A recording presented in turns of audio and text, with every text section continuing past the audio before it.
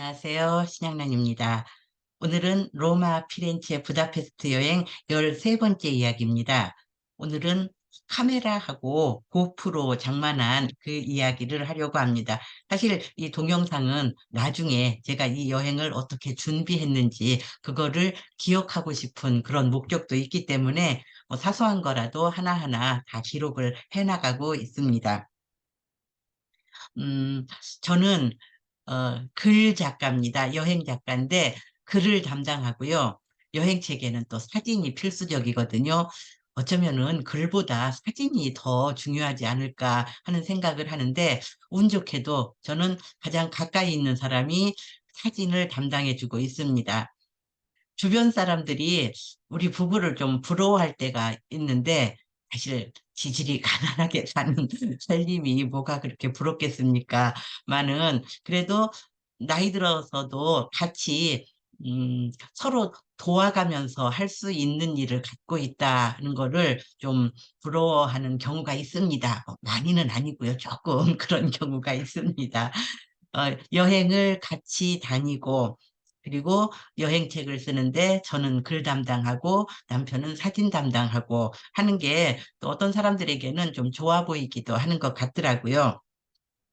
이 남편이 찍은 사진들이 책의 중요한 부분을 차지하는 거는 맞습니다.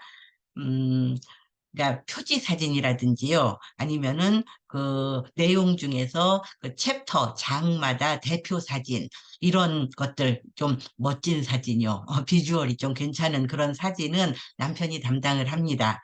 그런데 100% 남편이 그 책에 필요한 사진을 찍을 수는 없어요.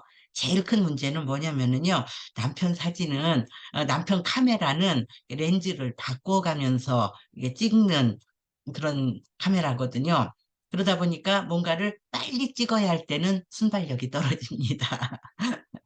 그리고 또 이게 한 컷을 건지더라도 굉장히 여러 장을 찍어요. 뭐 조명을 좀 바꾸기도 하고 각도를 좀 바꾸기도 하고 거리를 조정하기도 하고 하면서 사진 한 장 건지는데 수십 장을 찍더라고요.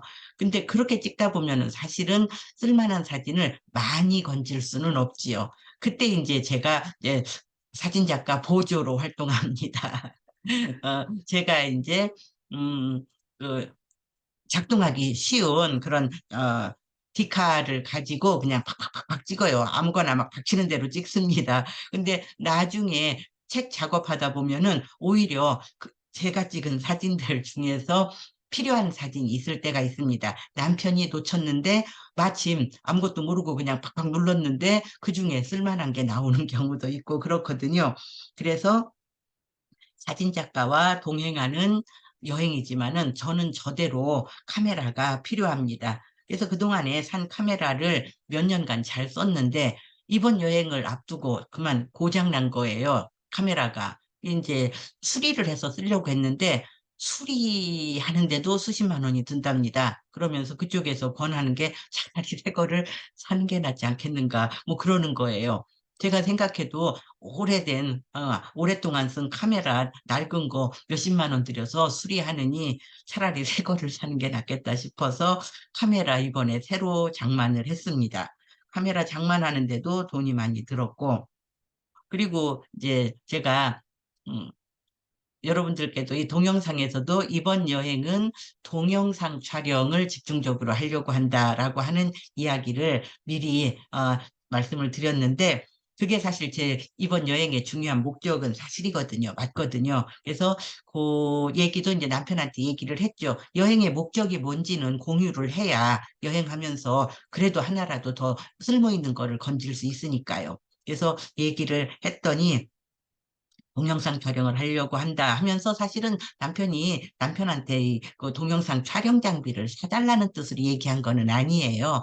여행의 목적을 공유하자는 단순한 그런 이유였는데 남편이 고프로를 선물을 했습니다. 이게 보니까는 크리에이터 전용이라 해서 고프로 중에서는 비싼 거더라고요. 한 100만 원 가까이 하는 거를 남편이 선물했습니다. 이거는 자랑하고 싶어서 말씀을 드립니다. 그래서 고프로 사는데 한 100만 원 정도 썼습니다.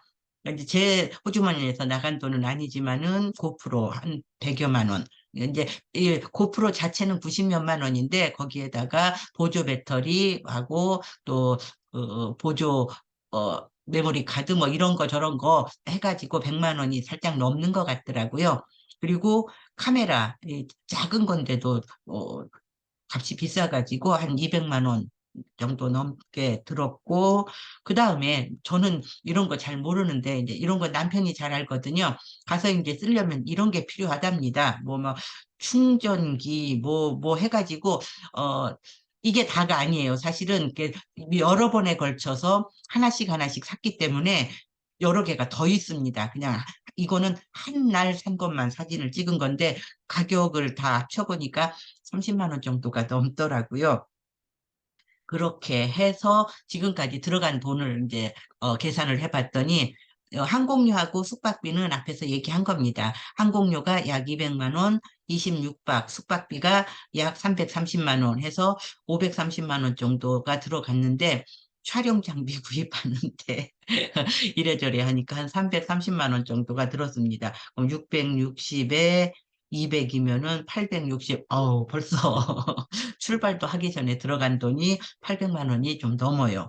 그리고 나서 이제 많이 들어갈 게 현지에 가서 체류하면서 먹고 돌아다니고 하는데 또 많이 돈이 들어가겠죠.